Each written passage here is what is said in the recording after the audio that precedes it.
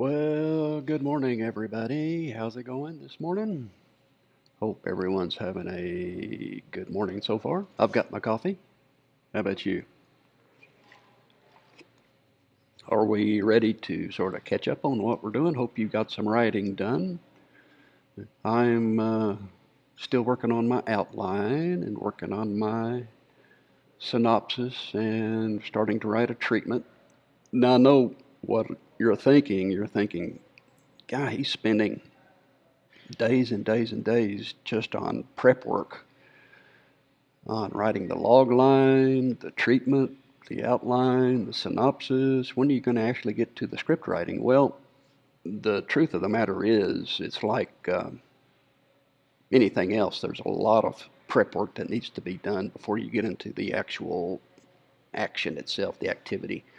Saves a lot of time, makes things go much smoother if you're prepared.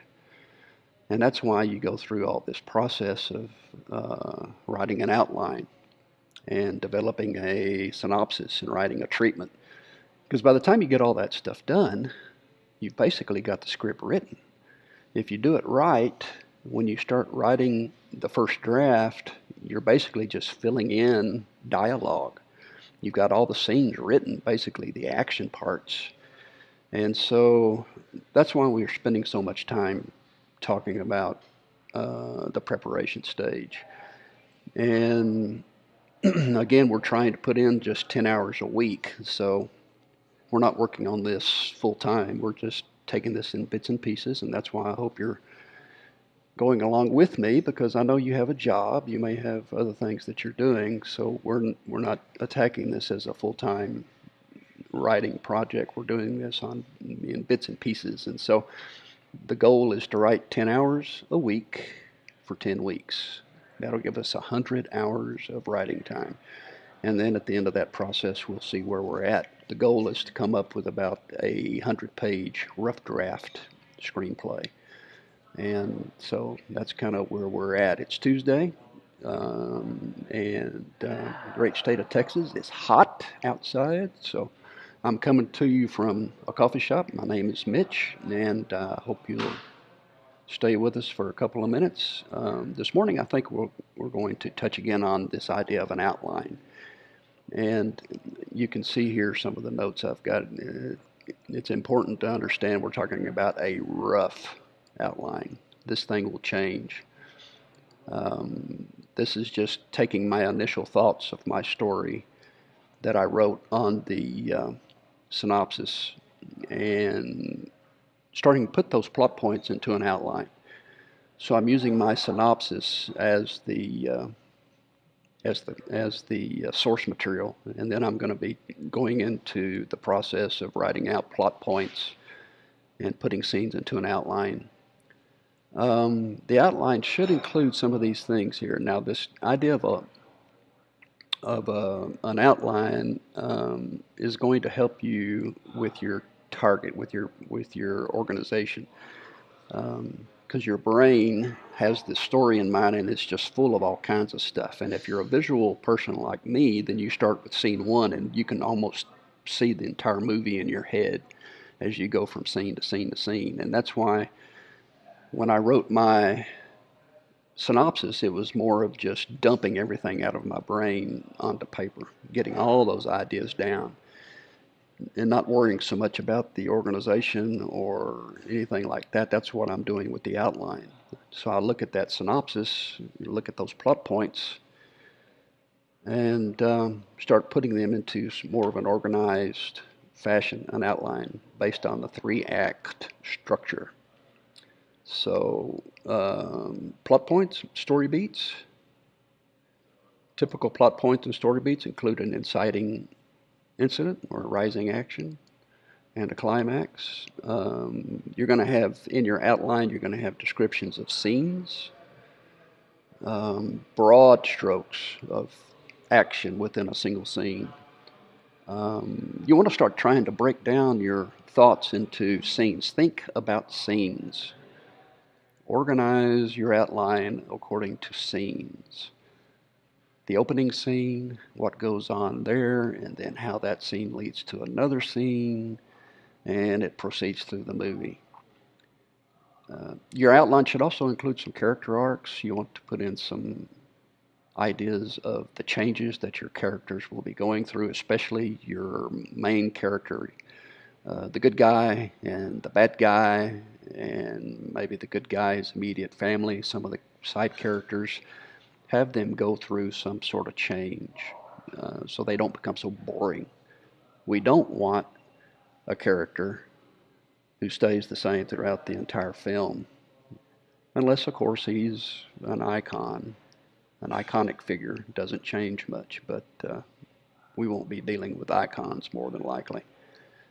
Also, the outline, you might want to think about some preliminary dialogue snippets, some key lines of dialogue, to sort of add some meat to the bone of the outline.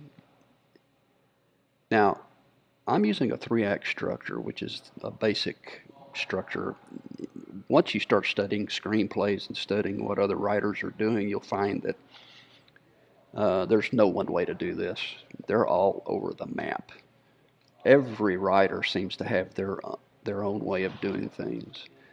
And some will have 3 acts, some will break down into 4 acts.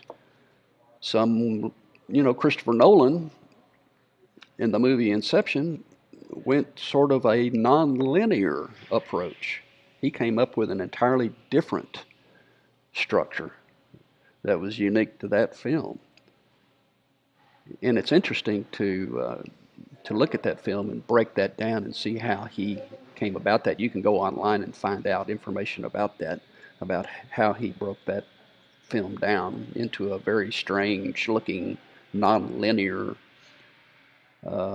structure where the acts seem to fold upon themselves. But anyway, I'm going to be using this basic 3-act structure and trying to keep things simple. Now you'll notice when you start on your outline and as you go through your synopsis, you're going to be coming up with other ideas. Things are going to pop up. And for example, in my story, I'm adding a subplot between the husband and wife, something to add to the relationship, and I added that to the outline and to the synopsis, and things like that will pop up. It might be interesting to look at the difference between plot point, story beat. A lot of these terms are interchangeable, and it's really a strange thing when especially if you look at the word beat. What is the beat of a story? It really depends on who you're talking to. And in my mind, plot point and story beats, depending on who you talk to, could be the same thing. They're sort of interchangeable. Here I've got plot points as being major events in a story that change the course of the plot. We're talking major events, like someone dies.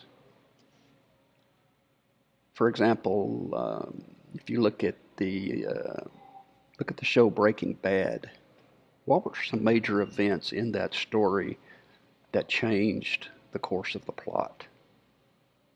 Well, right now I'm watching season 4, and Jesse and Walt, a major event that happened there is they started fighting each other.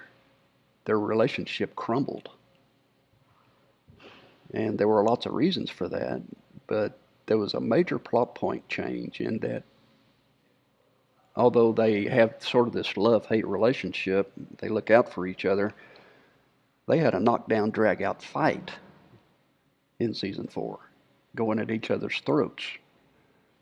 But on the other hand, they look out for each other. So we're talking about major events here. Now, the story beat is a moment that propels the story forward and compels the viewer to take stock of what could happen next. Now, story beats and also character beats can happen anywhere within the film. It can happen anywhere within your script. Story beats, the way I define it, are those beats that happen throughout the script. And they can take place within a scene. They can take place, the entire scene could be a story beat. They could take place within moments. So you've got to come to terms with your own definition of these things. Some people will look at plot points and story beats as the same thing, and they will add another idea of character beats, which are beats, changes that happen to the character. And when we think about the word beat, and we'll talk about beats later on, but when we think about the word beat, think about it meaning action, change, some sort of change in someone's behavior, some sort of unit of action that changes things. That's what a beat is. So you can see it's so broad, it can mean a lot of different things. So it just depends on you as the writer on how you want to define these things. Well, I do have a clip here from Gary Goldstein, Film Courage clip that I pulled. He talks a little bit about how he does his outline, and I thought we'd take a look at it.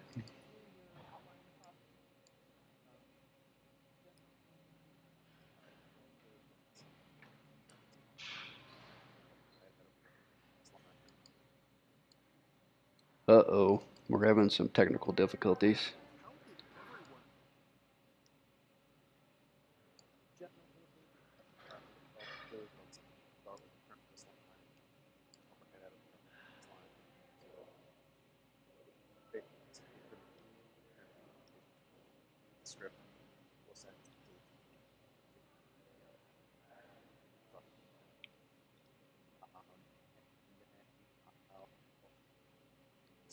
Okay, sorry about that. I don't know what the problem is. I'll have to check into that. That's what you get with live streams, though. You get all kinds of technical issues.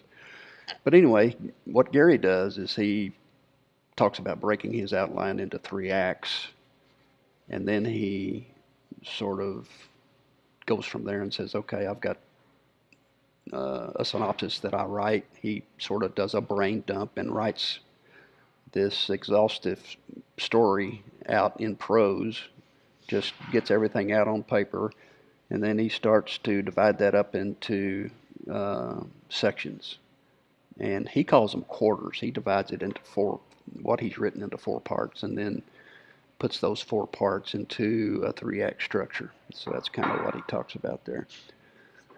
All right, well, that's all I have for this morning. Thanks for being with me. We'll see you tomorrow morning at 8:30, and we hope you'll get some writing done today, and have a good day, and we'll see you in the morning.